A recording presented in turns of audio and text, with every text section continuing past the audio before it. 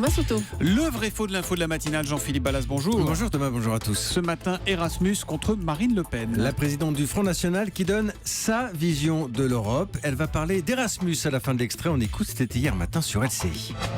Je suis désolé de vous dire que justement l'Europe que je veux, c'est l'Europe des nations et des coopérations. C'est une Europe dans laquelle, de la manière la plus simple qui soit, il y a un projet. Qui veut participer à ce projet ? Voilà. Et personne n'est contraint de le faire.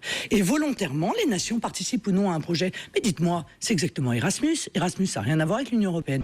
Erasmus, ça n'a rien à voir avec l'Union européenne, affirme Marine Le Pen à Arlette Chabot. C'est vrai ou c'est faux ?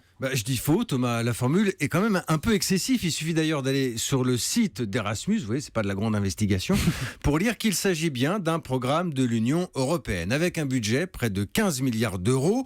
Erasmus+, c'est comme ça qu'il faut dire désormais, un programme qui a donné la bougeotte à plus de 3 millions de jeunes Européens depuis son lancement, c'était en 1987, époque Jacques Delors, quand il était à la tête de la Commission européenne. Bon, mais on est bien d'accord, Erasmus+, ça ne concerne que les pays de l'Union européenne. Alors non. Il y a des exceptions et c'est peut-être ce que Marine Le Pen veut dire. Alors, effectivement, quelques pays participent au programme sans être membres de l'Union. C'est le cas notamment de la Turquie, de la Norvège et de l'Islande. Il y a aussi des pays partenaires qui peuvent avoir accès à certaines formules, mais des formules spécifiques.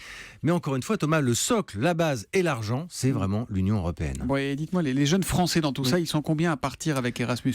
Alors, plus de 35 000 l'an dernier, c'est un chiffre qui augmente régulièrement. La destination fétiche des petits Français pour étudier, c'est l'Espagne devant le Royaume-Uni et l'Allemagne. Vous parlez du Royaume-Uni, le Brexit dont on parle tant, est-ce que ça peut changer la donne ou pas pour Erasmus? Alors, bonne question Thomas, vous n'êtes pas le seul d'ailleurs à vous la poser, à tel point que Bruxelles a publié un communiqué sur le site.